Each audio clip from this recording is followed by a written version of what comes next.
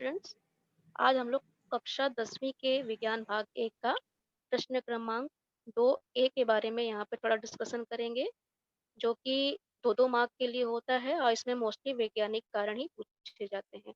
आपका जो second question होता है, उसमें 2 सेक्शन होते हैं, अ और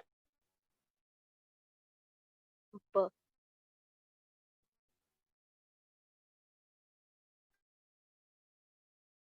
या कोई 2 हल करना होता है। प्रत्येक प्रश्न 2 में कुल 4 अंक निकालने होते हैं। तो पहले हम लोग देखते हैं कि इसमें किस प्रकार के प्रश्न आ सकते हैं और कुछ महत्वपूर्ण प्रश्न हैं जिसके बारे में हम यहाँ पे चर्चा करेंगे। मैं स्टार्ट कर रही हूँ प्रकरण क्रमांक 6 से, जो कि हमारा प्रकाश का परावर्तन।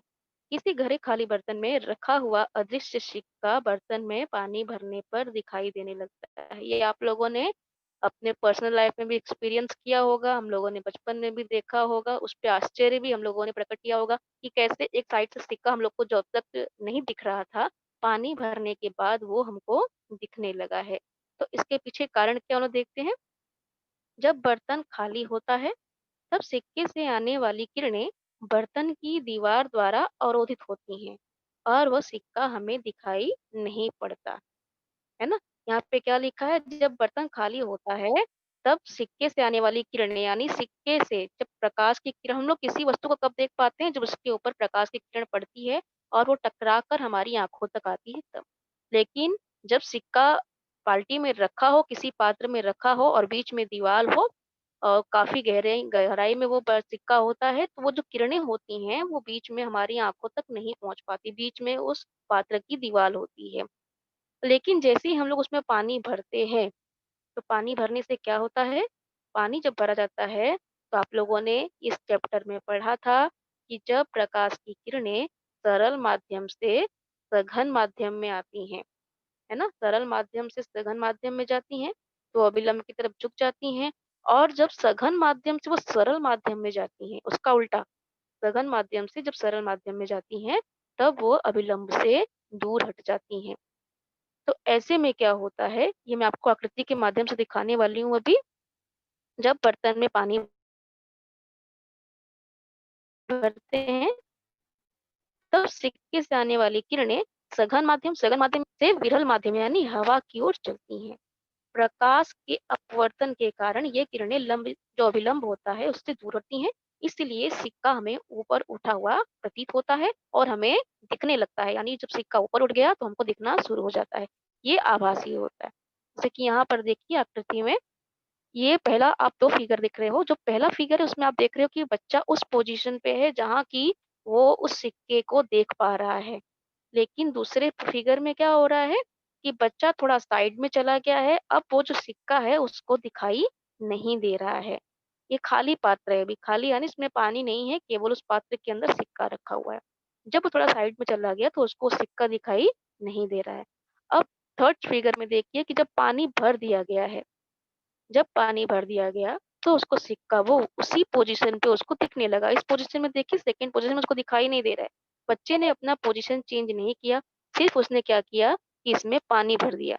अब पानी भरने पे दिखने लगा, ऐसा क्यों हो रहा है? अभी फोर्थ फिगर में आपको क्लियर हो जाएगा। एक्चुअली वो है अपनी जगह पे, जो सिक्का अपनी जगह पे ही है, लेकिन उसमें से जो प्रकाश की आने वाली किरणें देखिए नीचे से जब निकलती हैं और उसके बाद यहाँ पर जब आप देखते हो, ये जो आप देख रहे हो यहाँ पे एक क्या है, पानी का लेवल, जहाँ से कि सघन माध्यम खत्म होता है और सरल माध्यम शुरू होता है। यानी पानी यहाँ पे खत्म हो गया, अब हवा शुरू हो गई। तो हमने अभी क्या पढ़ा कि अभिलंब से दूर हटती, ये क्या हो गया, अभिलंब। यहाँ परपेंडिकुलर जो है, जहाँ पे दोनों माध्यम मिलते हैं, वहाँ परपेंडिकुलर खींच दीजिए, वो आपका अभिलंब हो गया। अब अभिलंब से क्या हमने पढ़ा कि वो जब सघन माध्यम से सरल माध्यम में प्रकाश की किरणें जाती हैं, तो अभिलंब से दूर हटती हैं। तो एक्चुअल पोज़ीशन क्या होना चाहिए था इसका? इस एक्चुअल पोज़ीशन होना चाहिए था इस प्रकार से कि ये किरणें ऐसे जा रही हैं, यहाँ जा रही हैं, लेकिन ऐसा नहीं हुआ। अभी हमको क्या हो गया, क्योंकि ये प्रकाश की किरणें बाहर अभिलंब से दूर जा रही हैं, इस तरफ जा रही हैं, तो यहाँ पे रहने वाले व्यक्ति को भी वो सिक्का दिखाई देगा और यही केस यहाँ पर हुआ है इस फिगर में। एक्चुअली सिक्का कहाँ होना है? यहाँ है सिक्का, लेकिन दिखाई कहाँ दे रहा है? यहाँ पर, है ना? तो आपको ये क्लियर हो गया होगा। ये आप ज़रूर तैयार करना, इस प्रकार के प्रश्न अक्सर पूछा जाता है। बिल्कुल इसी प्रकार का दूसरा प्रश्न है इसी पाठ से। पानी में तिरछी डुबोई गई पेंसिल पानी की सतह पर मुड़ी हुई प्रतीत होती है। ये आप लोगों सब लोगों ने एक्सपीरियंस किया हुआ है। आप जब कोई भी चीज़ बाल्टी भरी हुई हो, बर्तन भरा हुआ हो, उसके अंदर आप कुछ रखते हैं, लकड़ी, पेंसिल कुछ भी, तो वो आपको जब पॉइंट होता है पानी और हवा का जहाँ पे एक मेल होता है, वहाँ पे आप देखते हो कि वो टूटा हुआ हमको प्रतीत हो रहा है ना? लेकिन ये टूटा हुआ हमको कब दिखाई नहीं देगा जब लकड़ी या पेंसिल बिल्कुल सीधी खड़ी होती है यानी जब 90 एंगल पे खड़ी होती है तब वो टूटा हुआ प्रतीत नहीं होता। लेकिन ज़रा-सा आपने उसको तिरछा कर दिया तो आपको वहाँ से ब्रेक हुआ वो दिखाई देता है। पानी के अंदर तिरछी दिशा में डूबी हुई पेंसिल के पानी में डूबे हुए भाग से आने वाली प्रकाश की किरणें जल रूपी सघन माध्यम से हवा रूपी विरल माध्यम में प्रवेश करती हैं। इस दिशा में उन किरणों का अपवर्तन होता है और वे अभिलंब से दूर हट जाती हैं। फलतः पेंसिल का जल में डूबा हुआ भाग उसके हवा में स्थित भाग के साथ सरल रेखा में न दिखाई देकर कुछ ऊपर उठा हुआ प्रतीत होता है। अतः पानी में तिरछी डुबाई हुई पेंसिल पानी की ऊपरी सतह की ओर मुड़ी हुई दिखाई देती है। यहाँ पर देखिए इस फिगर में आपको क्लियर हो जाएगा। मैंने जैसे आपको कहा कि जब 90 एंगल पे होता है यानी जो परपेंडिकुलर लंबवत अगर आप उस पेंसिल को रखोगे तो वो आपको ब्रेक हुआ दिखाई नहीं देगा। लेकिन जैसे आप उसको तिरछी करते हो तो आपको वो ब्रेक हुआ दिखने लगता है। अब इस फिगर में हम लोग देखने की कोशिश करते हैं। एक्चुअली पेंसिल का पोजीशन क्या होना चाहिए इस प्रकार से, है ना? पेंसिल का पोजीशन है यही, जो मैंने अभी डायग्राम ड्रॉ किया। लेकिन यहाँ पे आप देख रहे हो कि टूटा हुआ यानी थोड़ा-सा झुका हुआ दिख रहा है। क्यों? जैसे हम लोग ने अभी पढ़ा कि जब प्रकाश की किरणें सरल माध्यम से सघन माध्यम में जाती हैं, तो अभिलंब की ओर झुक जाती हैं और जब सघन माध्यम से सरल माध्यम में जाती हैं, तो अभिलंब से दूर हट जाती हैं। अगर हम लोग पेंसिल का ये पोजीशन पकड़ते हैं जो पानी में है, तो इसका ऊपर का स्ट्रेट लाइन इस प्रकार से होना चाहिए। लेकिन ये स्ट्रेट लाइन इस प्रकार से न होके इस प्रकार से हो जा रहा है ना? ये क्यों? क्योंकि जो अभिलंब है, अभिलंब से ये दूर हटता हुआ प्रतीत होता है। तो ये हो गया आपका सेकंड क्वेश्चन जो कि बहुत इम्पोर्टेंट है, इसको भी तैयार कीजिए। उसके बाद उसी प्रकार का ये तीसरा क्वेश्चन है उसी चैप्टर से। सूर्य की तिरछी किरणें किसी खाली पात्र पर पड़ रही हैं। पात्र के कोर के कारण छाया बनती है। जब उस पात्र को पानी से भर दिया जाता है, तो छाया थोड़ी पीछे सरक जाती है ना? ये खाली पात्र हम लोग किसकी बात कर रहे हैं?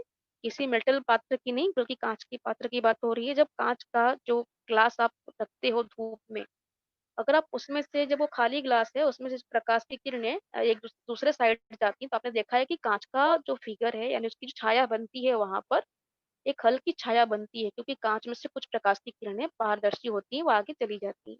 तो हमको वहाँ पे जो छाया दिख रही होती है, अगर उसमें हम लोग पानी डाल दें, काँच के बर्तन में पानी डाल दें, तो वो छाया थोड़ी-सी पीछे सरकी हुई हमको दिखाई देती है। ऐसा क्यों हो गया? क्योंकि पहले क्या था काँच था, काँच जो माध्यम था वो सॉलिड माध्यम है, ठीक है। उसमें आपने क्या किया अभी लिक्विड भर दिया। तो हवा में से जो प्रकाश की किरणें आ रही थी, हवा में से जो किरणें आ रही थी वो सरल माध्यम में थी। अब वो कहाँ जा रही हैं? पानी में से जा रही हैं। अब पानी में से जाके प्लस काँच का जो एक अपवर्तन है और उसके साथ में पानी का अपवर्तन। तो क्या हो गया? सघन माध्यम हो गया। काँच सघन माध्यम है, साथ में पानी भी सघन माध्यम है। दोनों मिलके क्या करते हैं कि प्रकाश की किरणों को अभिलंब की तरफ झुकाते हैं, अभिलंब की ओर झुकाते हैं। और इसीलिए क्या होता है कि जो छाया होती है, वो थोड़ी-सी सरकी हुई हमको पीछे की तरफ प्रतीत होती है। नेक्स्ट वन किसी तालाब का तल भाग कुछ ऊपर उठा सा दिखता है। एक्चुअली कुछ लोग इसी भ्रम में हो जाते हैं जब तालाब वगैरह में साफ पानी होता है, तो वो जब देखते हैं तो उनको लगता है बहुत गहराई इसकी के अंदर चले जाते हैं। और जाने के बाद उनको पता चलता है कि जितना हम लोग इसको समझ रहे थे उससे ये कहीं ज़्यादा पानी गहरा है ना? क्योंकि उसका जो तल है वो हमको थोड़ा ऊपर उठा हुआ प्रतीत होता है। आप लोग ये घर में जो टब वगैरह होता है उसमें भी घर में जब पानी भरते हो, तो खाली टब जितना गहरा दिखाई देता है, भरा हुआ टब उतना आपको गहरा दिखाई नहीं देता। यही कारण है क्या तालाब के लगभग तल भाग से चली प्रकाश की किरणें जब पानी के सघन माध्यम से हवा के विरल माध्यम में आती हैं, तो अभिलंब से परे हट जाती हैं। परे हटना मतलब अभिलंब से दूर हटना होता है, अर्थात उनका अपवर्तन होता है। यहाँ पे देखिए हम लोग क्या कह रहे हैं, सरल माध्यम से सघन माध्यम में आने की बात नहीं कर रहे हैं। हम लोग सघन माध्यम से सरल माध्यम में जाने की, यानी कि प्रकाश की किरणें कहाँ से जा रही हैं? पानी में से नीचे से ऊपर की तरफ जा रही हैं, है ना? इसीलिए क्या हो रहा है, वो अभिलंब से दूर हट रही हैं। और जब आप बात करते हो सरल माध्यम से सघन माध्यम में आने की, तो अभिलंब की ओर झुकती हैं। तो ये कारण है यहाँ पर। अतः जब वे हमारी आँखों में प्रवेश करती हैं, तो ऐसा लगता है कि वो वास्तव में जिस बिंदु से चली हैं, उसके कुछ ऊपरी बिंदु से आ रही हैं। यानी एक्चुअल जो उसका पोजीशन है प्रकाश की किरणों का, वो उसके थोड़ा ऊपर है, ऐसा हमको प्रतीत होता है। अतः तालाब का तल भाग कुछ ऊपर उठा सा दिखता है।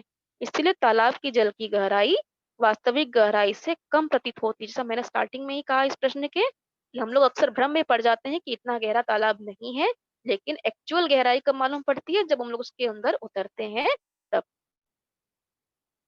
ये नेक्स्ट चैप्टर से है। प्रत्यक्ष सूर्योदय होने के पहले उसी चैप्टर से है।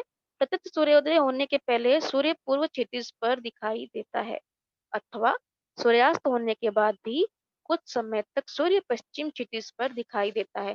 अब देखिए यहाँ पर क्वेश्चन को घुमा के 2 बार दिया गया है, और ये बहुत ही इम्पोर्टेंट क्वेश्चन है, जो कि अक्सर परीक्षा में पूछा जाता है ना? सूर्य उदय होने के पहले ही दिखने लगता है हमको क्षितिज पर, यानी कि क्षैतिज समांतर। हम जब खड़े होते हैं मॉर्निंग में, तो हमको सूर्य हमारे सर पे दिखाई नहीं देता, वो सामने साइड में दिखाई देता है, तो उसको कहते हैं क्षितिज पर, है ना? लेकिन यहाँ पे क्वेश्चन को, एक ही सेम क्वेश्चन को 2 बार घुमा के पूछा, दोनों का आंसर सेम ही है। प्रत्यक्ष सूर्योदय होने के पहले, यानी जब तक सूर्य ऊपर आया नहीं है, लेकिन फिर भी हमको वो ऊपर दिखना शुरू हो जाता है ना?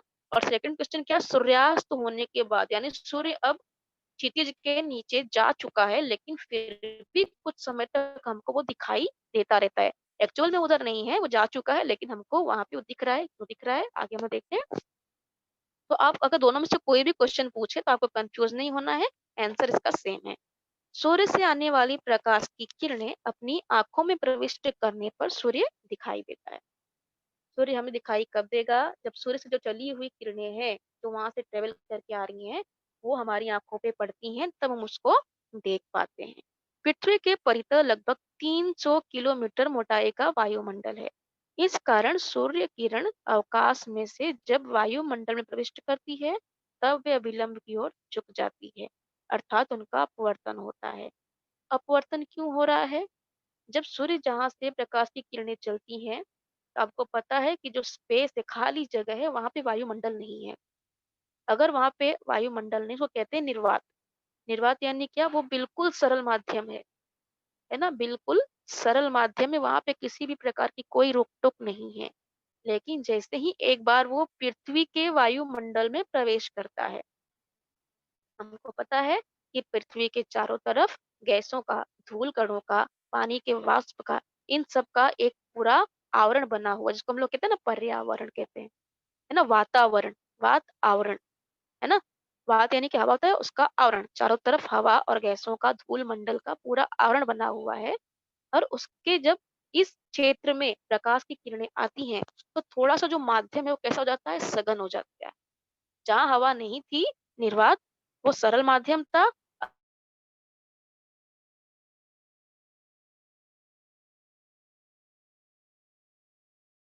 में घुस चुका है।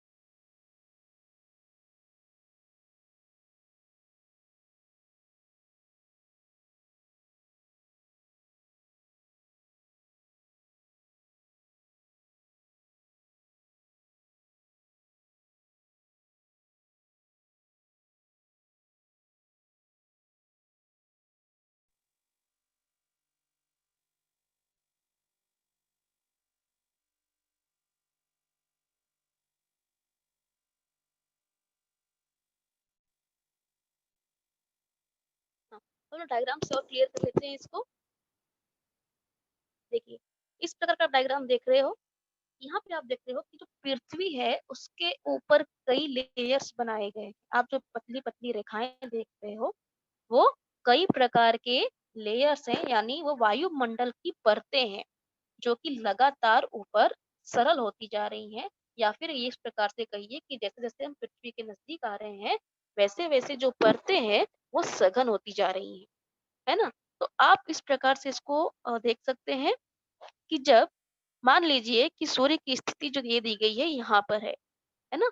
अब प्रकाश की किरण जब यहाँ से ट्रेवल करके यहाँ पे आती है तो पूरा निर्वात है। ये क्या है? निर्वात, सरल माध्यम, है ना?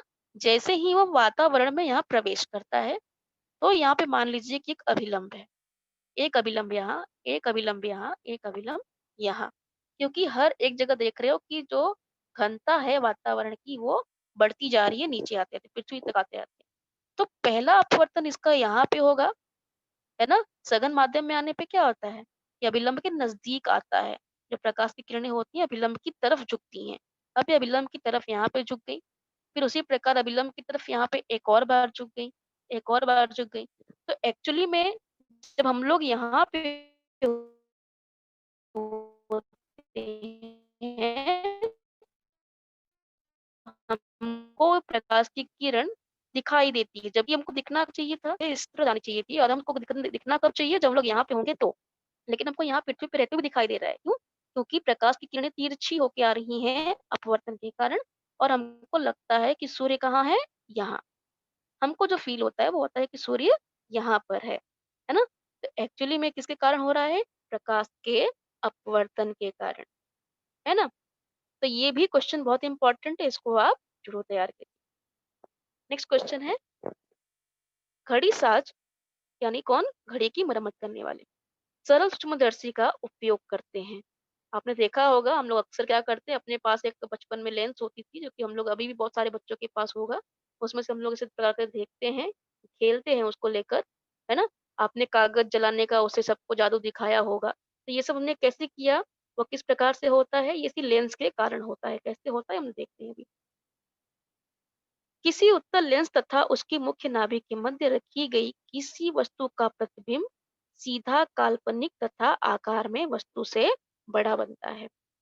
उत्तल लेंस तथा उसकी मुख्य नाभि के मध्य रखी गई, है ना? यहाँ पर उत्तल लेंस कैसा होता है? उत्तल लेंस का आकार इस प्रकार से होता है ना?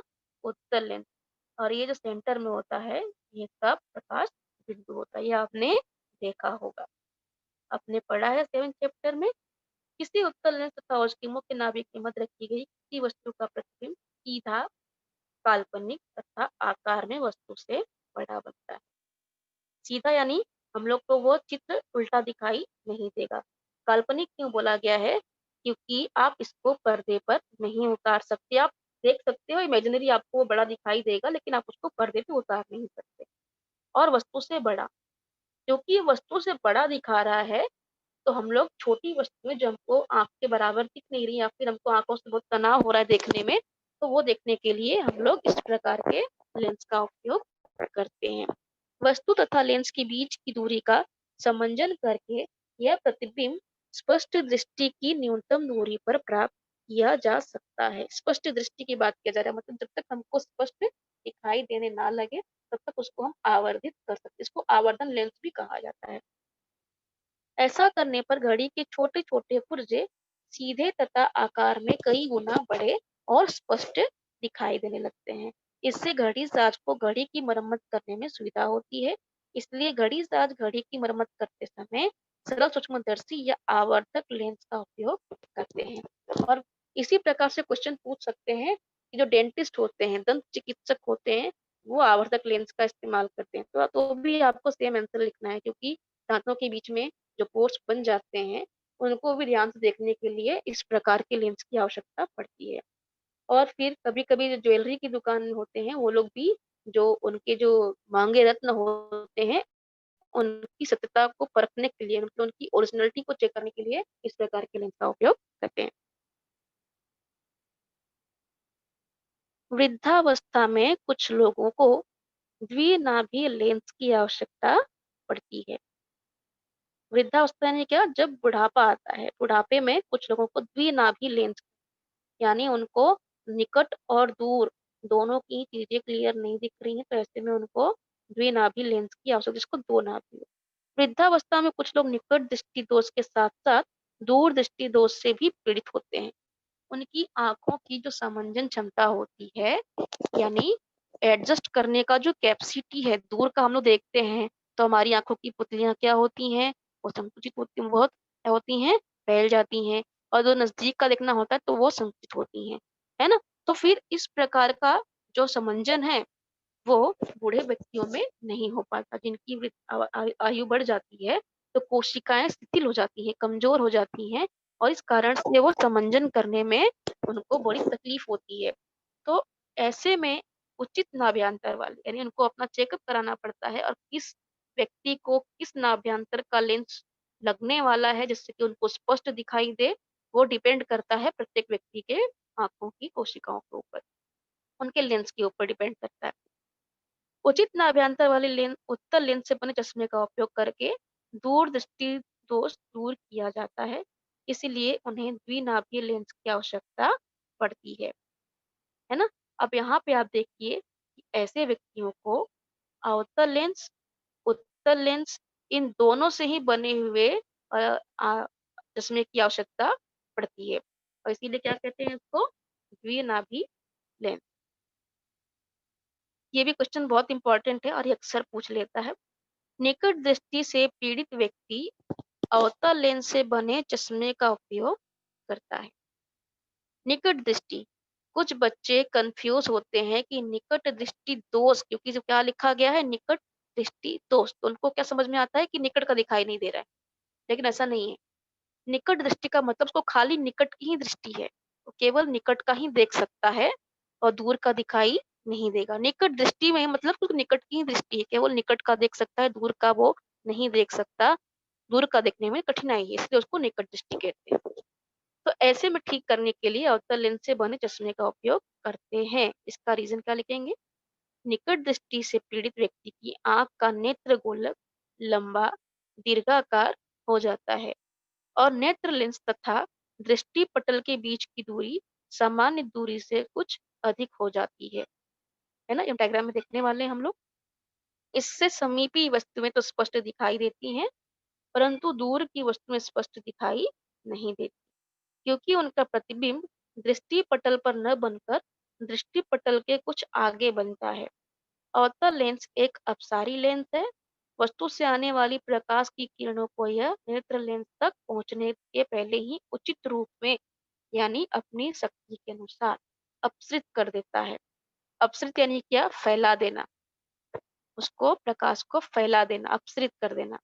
इससे समीपी वस्तुओं का प्रतिबिंब भी दृष्टि पटल पर बनने लगता है और वह वस्तु स्पष्ट दिखाई देने लगती है। इसीलिए निकट दृष्टि से पीड़ित व्यक्ति अवतल लेंस से बने चश्मे का उपयोग करता है। डायग्राम में आप देख सकते हैं यहाँ पर, देखिए नेत्र गोलक लंबा, है ना? अगर नॉर्मल आंखें रहेंगी, जैसे कि हमने भी कहा कि नॉर्मल अगर विजन है किसी का नॉर्मल विजन है, तो उसका आंख पूरा गोला होगा, इस प्रकार से। आँख उसका गोला है, यहाँ पे लेंस है, और कितना भी दूर का नज़दीक का देखना हो, यहाँ पे लेंस है अगर, तो इस प्रकार से यहाँ पर पिक्चर बनता है, ये नॉर्मल होने पे। लेकिन अगर ये लंबा कर दिया जाए, है ना? अगर ये चपटा हो गया, लंबा हो गया, तो ये पिक्चर तो यहीं पे बन रही है, लेकिन पर्दा क्या हो गया? पर्दा गया पीछे, पर्दा पीछे हट गया। अब ये जो लाइन यहाँ से गई इमेज की, ये क्रॉस कर गई, है ना? ये क्रॉस कर गई। अब यहाँ पे देखिए, हमको क्लियर दिखाई नहीं देगा, हमको डबल पिक्चर्स दिखते हैं, हमको 2-2 रेखाएँ दिखाई देती, किसी भी पिक्चर का जो आउटर है, वो हमको डबल दिखाई देगा, फिर धुंधला दिखाई देता है। सिंपल क्या बोल रहे हैं? धुंधला दिखाई देता है। अब पिक्चर कहाँ बन रही है? यहाँ पर। पिक्चर आगे बन रही है, जो कि हम लोगों ने पढ़ा कि जो इमेज होता है, प्रतिबिंब होता है, वो पर्दे के थोड़ा आगे बनता है ना? अब इसको क्या करना है? करेक्शन करना है। तो करेक्शन करने के लिए क्या करते हैं? ये लेंस का उपयोग करते हैं, है ना? अब ये देख रहे हो कि पिक्चर कहाँ बन रहा है? पर्दे के आगे। करेक्शन के लिए क्या किया कि अवतल लेंस का इस्तेमाल किया। अवतल लेंस का काम क्या होता है? प्रकाश की किरणों को बिखेरने का, है ना? तो अगर जैसे कि मैं यहाँ बना के दिखा रही हूँ, यहाँ पे लेंस हम लोगों ने लगा दिया, तो जो इमेज यहाँ तक खाली प्रकाश की किरण यहाँ तक आ रही थी, अब वो फैल जा रही है। अब वो फैल गई, अब इनको मिलते-मिलते यहाँ तक पहुँच जाएँगे ये, है ना? जो यहीं पे खत्म हो जा रही थी पिक्चर, अब वो यहाँ तक पहुँच जा रही है। तो इमेज अब बन रहा है ना पर्दे पे अच्छे से, है ना? तो इसीलिए जो निकट दृष्टि होती है, उसको करेक्ट करने के लिए अवतल लेंस का इस्तेमाल करते हैं। इसका ठीक अपोज़िट है दूरदृष्टि। दूरदृष्टि दोष ऐसा दोष है जो नेत्र गोलक के थोड़ा पतला चपटा होने के कारण पैदा होता है। अब वहाँ पे क्या हुआ था कि हमारी जो आँख थी इस प्रकार हो गई थी, चिपटी। यहाँ पे क्या हो रही है ना? यहाँ पे क्या हो रही है? इस प्रकार लंबी हो जा रही है। यहाँ पे इमेज कहाँ बन रही थी? पर्दे के आगे। पर्दे के आगे इमेज बन रही थी यहाँ। यहाँ पे क्या होगा? यहाँ पे इमेज बनेगी इधर पीछे, है ना? पर्दे के पीछे बनेगी। हम लोग डायग्राम में देखेंगे अभी। नेत्र गोलक की मोटाई कम हो जाती है। इससे नेत्र लेंस तथा दृष्टि पटल के बीच की दूरी कम हो जाती है। इस दोष से पीड़ित आंख वाला व्यक्ति दूर की वस्तु में तो स्पष्ट देख सकता है, परंतु समीप की वस्तु में उसे स्पष्ट दिखाई नहीं देती, क्योंकि समीपी वस्तुओं का प्रतिबिंब दृष्टि पटल पर न बनकर उसके पीछे बनता है। उत्तल लेंस में से गुजरने वाली किरणें अभिसरित होती हैं, तब उचित नाभ्यंतर वाले उत्तल लेंस से बने चश्मे का उपयोग किया जाता है। अभिसरित यानी क्या? अभिसरित यानी क्या? एक पॉइंट पे लाके प्रकाश की किरणों को जमा करना, एक पॉइंट पर केंद्रित करना, किसी एक जगह पर केंद्रित करना उसको अभिसरित कहते हैं। और अभिसरित का उल्टा अपसरित यानी उसको फैलाने का काम, है ना? अब इसका डायग्राम देख लेते हैं हम लोग।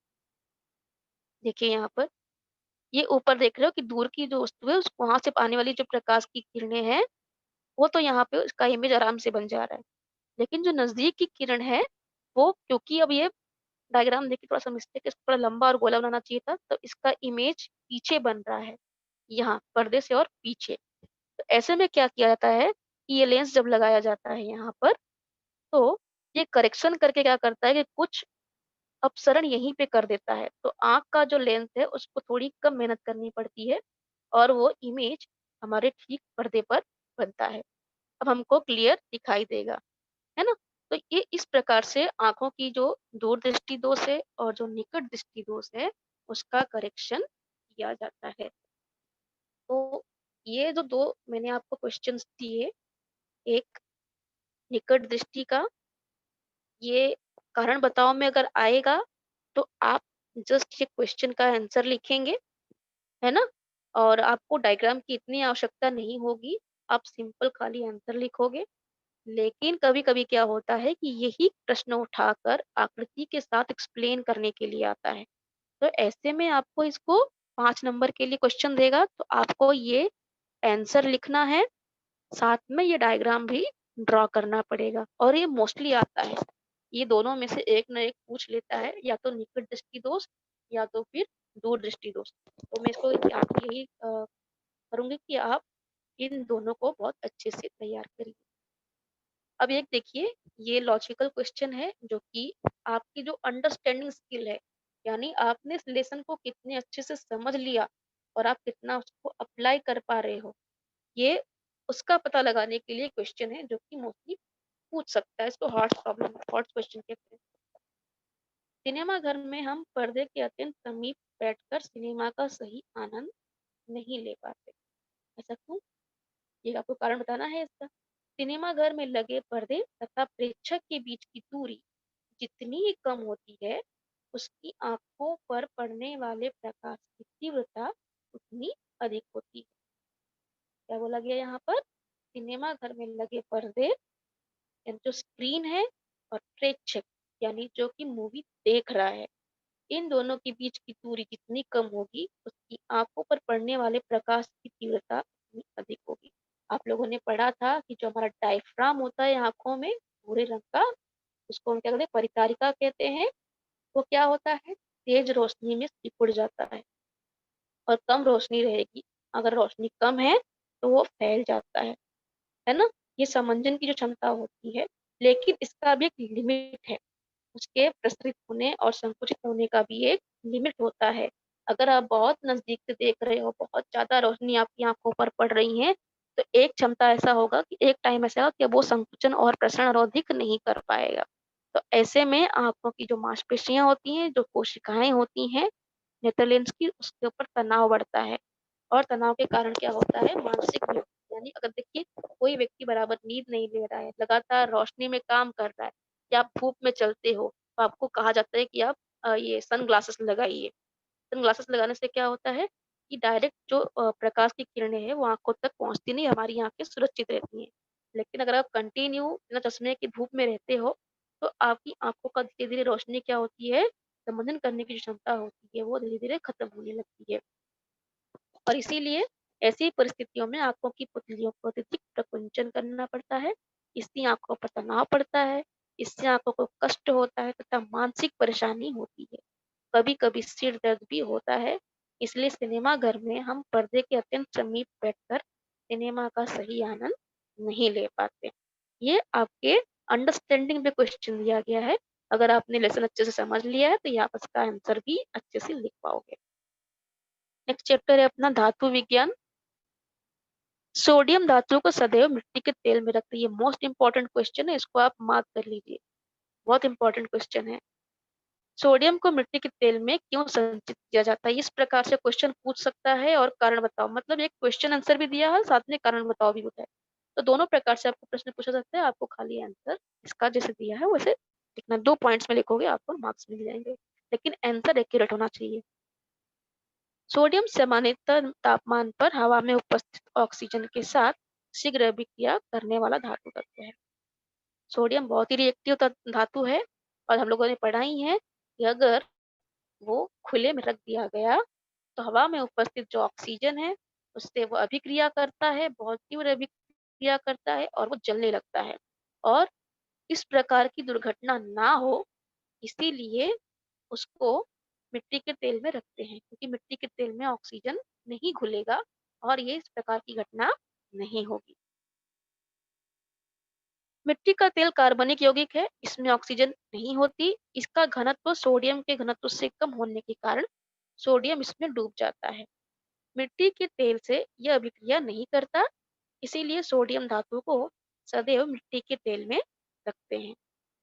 बहुत ही आसान आंसर है और बहुत ही इम्पोर्टेंट क्वेश्चन है, आप इसको मार्क कर लीजिए।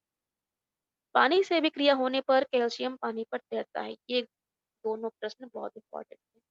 कैल्शियम या मैग्नीशियम, मैग्नीशियम के लिए भी सेम क्वेश्चन पूछ सकता है और कैल्शियम के लिए मोस्टली कैल्शियम के लिए पूछता है और ये कई बार प्रश्न आ चुका है बोर्ड की परीक्षा में। कैल्शियम ऐसा धातु तत्व है जो पानी के साथ अत्यंत मंद गति से अभिक्रिया करता है। देखिए सोडियम तो हवा में ही ऑक्सीजन से अभिक्रिया कर लेता है, जलने लगता है। अब सोडियम के बाद किसका नंबर है? कैल्शियम का। लेकिन कैल्शियम क्या है, उतनी तीव्र गति से अभिक्रिया नहीं करता जितना कि तीव्र गति से सोडियम कर सकता है। तो अभिक्रिया जब कर रहा होता है तो उसमें से बनते हैं हाइड्रोजन के बुलबुले।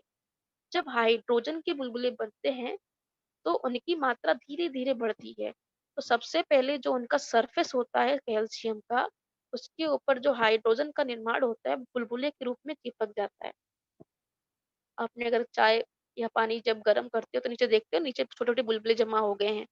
सबसे पहले नीचे बुलबुले जमा होते हैं, फिर पानी और गर्म होता है तो बुलबुले ऊपर की ओर आना शुरू होते हैं। तो उसी प्रकार से कैल्शियम पर भी धीरे-धीरे बुलबुले बनते हैं हाइड्रोजन के और उसके ऊपर पहले जमा होते हैं और उस बुलबुले के कारण वो जो कैल्शियम है वो हल्का हो जाता है ना? वो ऊपर तैरने लायक हो जाता है और हल्का होकर कैल्शियम ऊपर सरफेस पे आ जाता है और इसी कारण वो ऊपर तैरना शुरू करता है। इसीलिए यहाँ पे क्वेश्चन दिया गया है, पानी से अभिक्रिया होने पर कैल्शियम पानी पर तैरता है। कारण यही है क्योंकि मंद अभिक्रिया करता है तो धीरे-धीरे हाइड्रोजन गैस बन रही है और हाइड्रोजन गैस पहले सरफेस पे जमा हो जाती है। इस कारण से जो कैल्शियम है वो हल्का हो जाता है और वो ऊपर सरफेस पे तैरना शुरू हो जाता है। सामान्यतः आयनिक यौगिकों के द्रवणांक उच्च होते हैं। आयनिक यौगिक कौन से होते हैं? आयनिक यौगिक वो होते हैं जो आयनों से मिलकर बने हुए होते हैं, जैसे कि सोडियम आयन और क्लोरीन आयन। जो सॉल्ट है हमारा, है ना, जो नमक हम लोग खाते हैं वो भी एक आयनिक यौगिक ही है ना? आयनिक यौगिक है। क्योंकि इसमें सोडियम आयन और क्लोरीन आयन से मिलकर बना है। और यहाँ पे क्या बोला कि द्रवणांक उच्च होते हैं। द्रवणांक और क्वथनांक दोनों पूछा जा सकता है। ये भी पूछ सकता है कि क्वथनांक उच्च होता है और उस टाइम भी सेम आंसर रहेगा, लेकिन मोस्टली यहाँ पे द्रवणांक पूछा गया है, तो आप उसके लिए लिखोगे।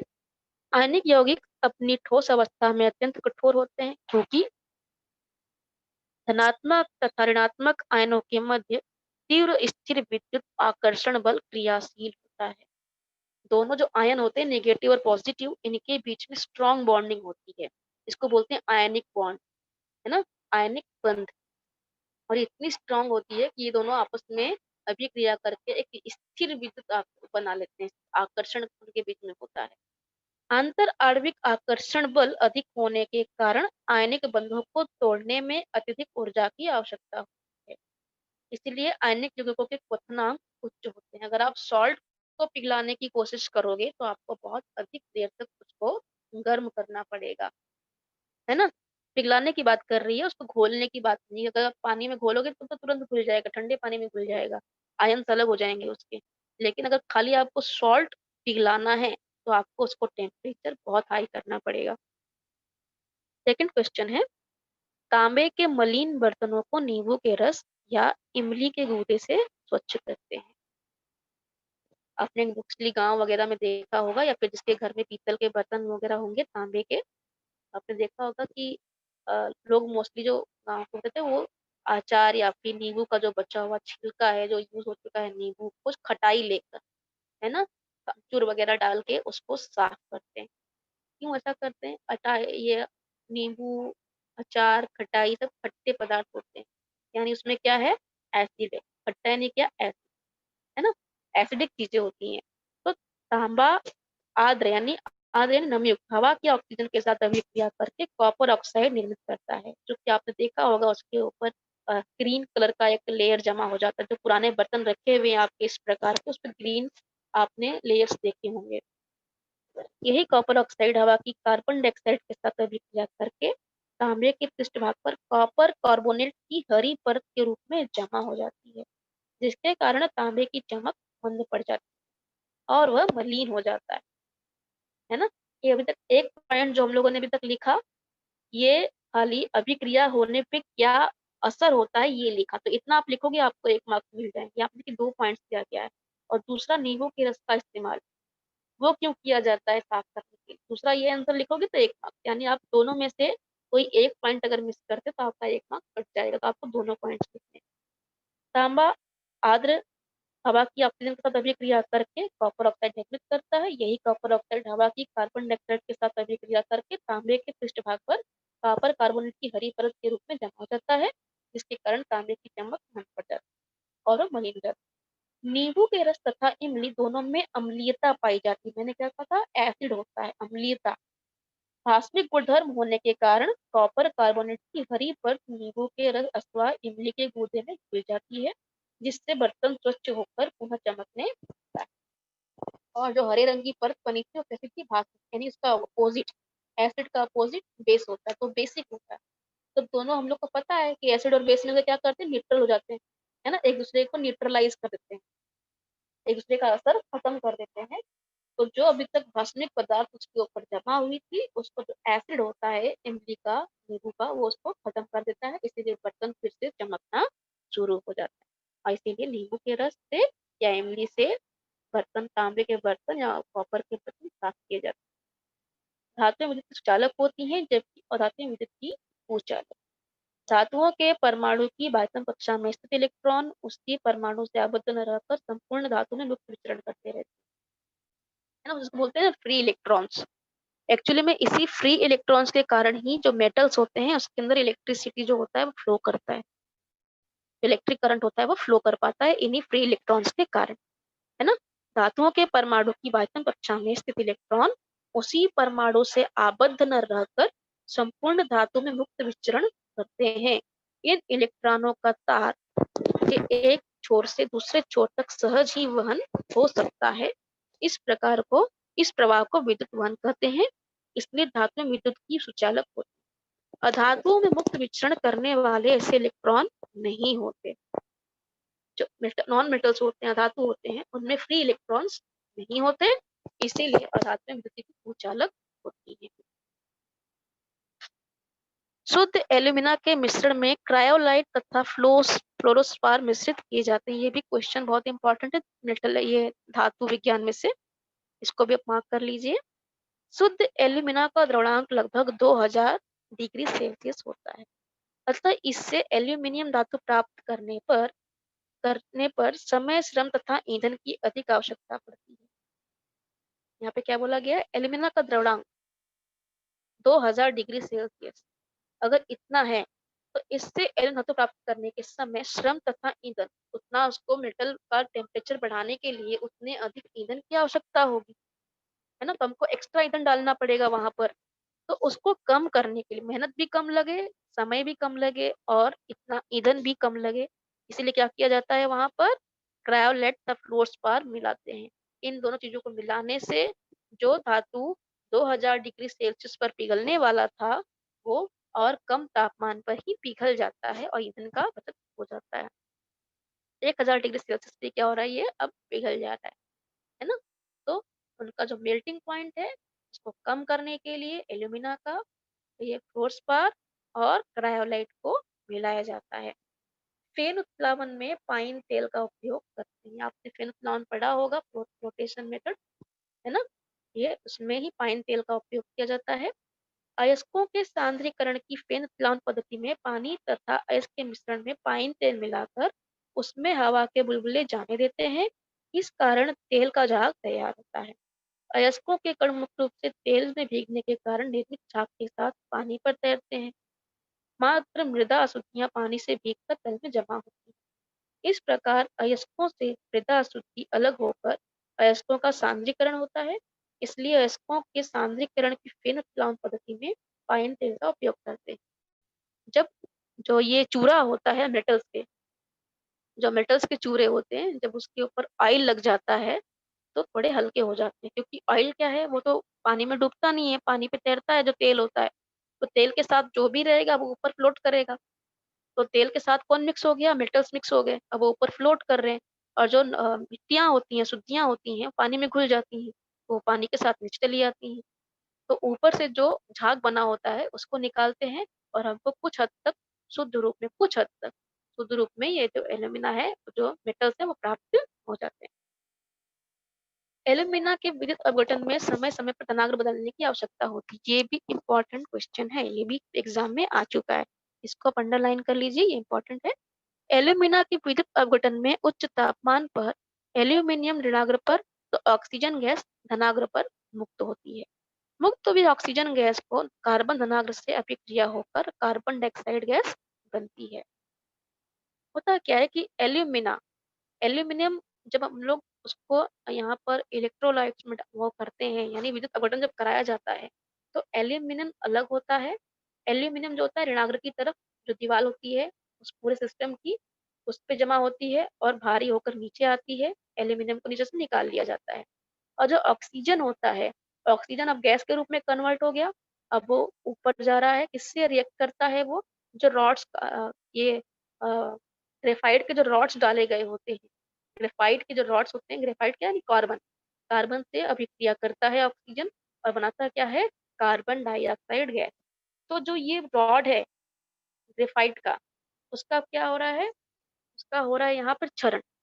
तो बार बार उसका जो काम है वो स्लो होने लगता है। उस जो स्लो हो गया है काम, उसको फास्ट करने के लिए, तीव्र करने के लिए बार बार ग्रेफाइट की जो छड़ होती है उसको रिप्लेस कर दी जाती है। दांतों की जो कैविटी भरने के लिए पारद रजत मिश्र का उपयोग किया जाता है।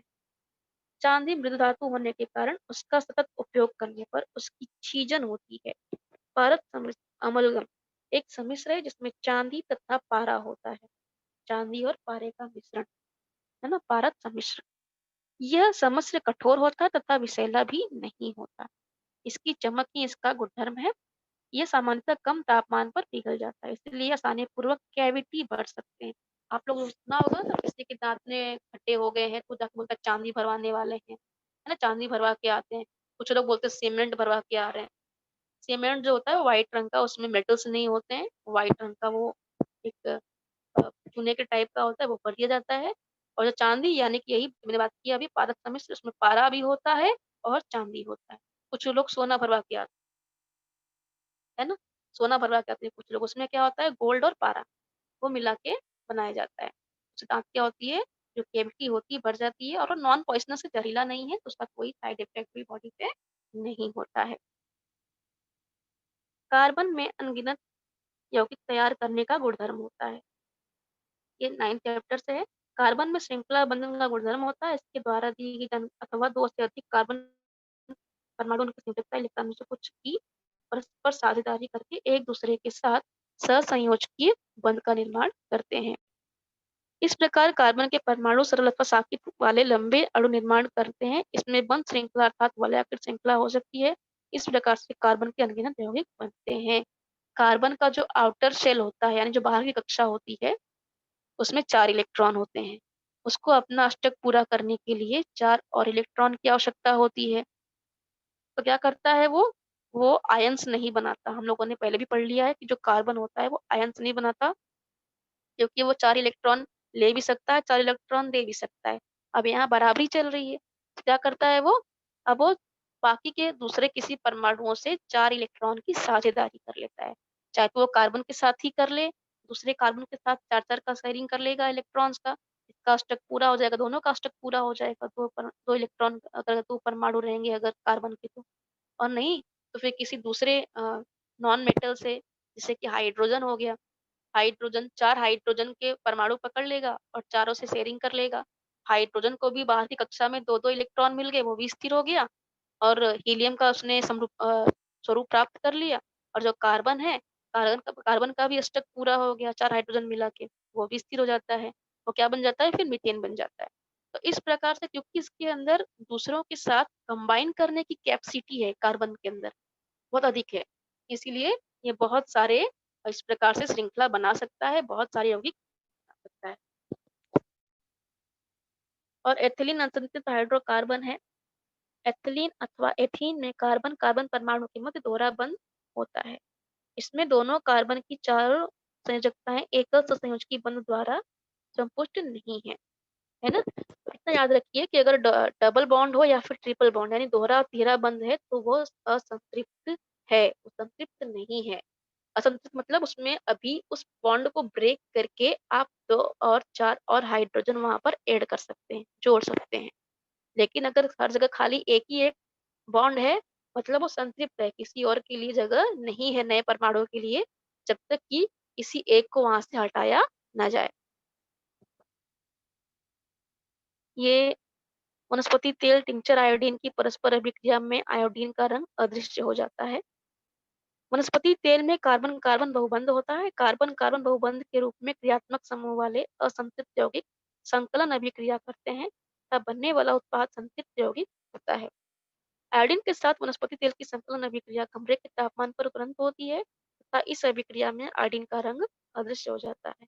आयोडीन परीक्षण वनस्पति तेल के अणुओं में बहुबंध का अस्तित्व दर्शाता है।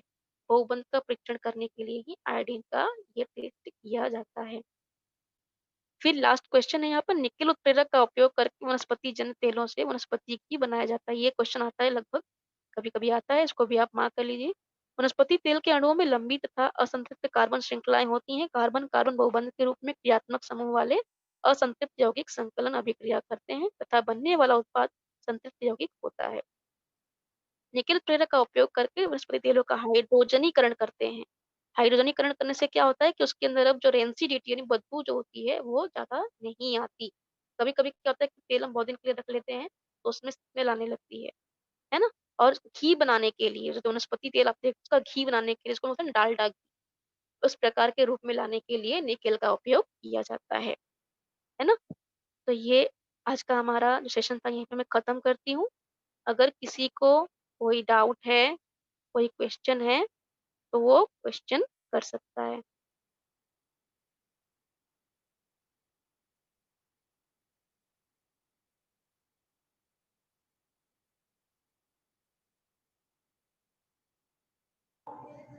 हाँ खुशी पूछो बेटा। खुशी पूछो, अपना सवाल पूछो, माइक ऑन करो। खुशी अपना माइक ऑन करो।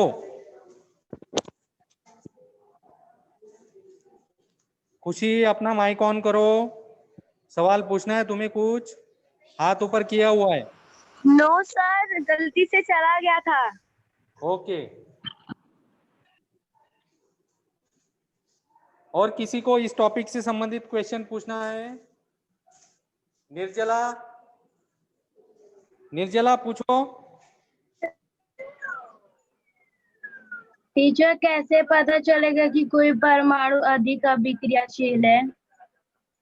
देखिए, बहुत सिंपल तरीका है। सबसे पहले तो आप जब देखते हो, आपको जब परमाणु की संरचना देखते हो, है ना, परमाणु की संरचना अगर आपके पास डायग्राम है, जैसे हम लोग देखते हैं ना कि कक्षा क्रमांक KLMN, है ना, आप वो जब देखते हो तो अगर बाहर की कक्षा में केवल केवल और केवल एक इलेक्ट्रॉन है, अंदर कितने इलेक्ट्रॉन है उससे मतलब नहीं है, बाहर कितने इलेक्ट्रॉन है, बाहर की कक्षा में अगर एक इलेक्ट्रॉन है तो उस एक इलेक्ट्रॉन का सेंटर से अट्रैक्शन कम होता है, यानी केंद्र से अट्रैक्शन क्या होगा, कम होगा, है ना।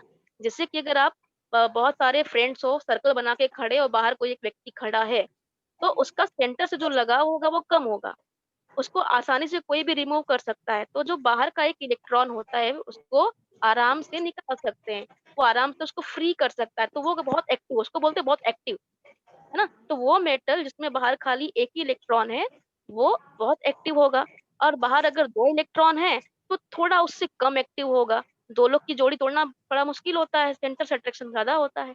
तीन अगर इलेक्ट्रॉन है तो थोड़ा और कमजोर हो जाएगा उसका स्ट्रॉन्ग सील, यानी कि जो क्रियाशीलता है वो धीरे धीरे कम हो रही है। ओके, एक तो ये रीजन हो गया। और दूसरा क्या, उसका साइज कितना बड़ा है। जैसे कि आप अगर ये अपना आधुनिक आवर्त सारणी देखते हो, तो ऊपर से जब हम नीचे की तरफ आते हैं, आपका फर्स्ट सेकंड चैप्टर ही देखिए, पहले में क्या होता है, एक आवर्त, है ना, दूसरे में क्या हो गया, दो आवर्त हो गया। जब दो आवर्त बनते हैं तो जो केंद्र होता है, केंद्र का आकर्षण जो बाहर की कक्षा होती है, बाहर का आवर्त होता है, उससे थोड़ा सा कम हो जाता है। एक और आवर्त आपने जोड़ दिया तो उससे भी अट्रैक्शन और कम हो गया। फोर्थ आवर्त जोड़ दिया तो जितना बड़ा अगर उसका साइज होते जाएगा वो उतना अधिक क्रियाशील होते जाएगा और सेंटर से उसका अट्रैक्शन कम होते जाएगा। ओके, और कोई? और किसी को कुछ क्वेश्चन पूछना है बच्चों? अपना हैंड राइज कीजिए, हाथ ऊपर कीजिए। इस टॉपिक से संबंधित अगर कोई क्वेश्चन है, आपके मन में कोई शंका है तो आप लोग पूछ सकते हो। अपना हाथ ऊपर कीजिए, हैंड राइज कीजिए।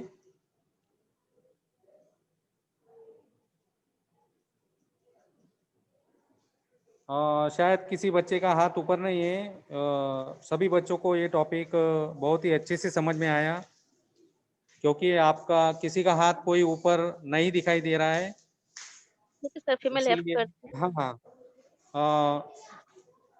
और कोई पूछना चाहते हैं तो पूछ सकते हो बच्चों, आपके मन में कोई शंका है तो आप लोग पूछ सकते हो। शायद किसी को कुछ क्वेश्चन नहीं पूछने हैं मैडम, किसी का हाथ ऊपर नहीं दिखाई दे रहा है। धन्यवाद मैडम, आपने बहुत ही अच्छा प्रेजेंटेशन किया, धन्यवाद।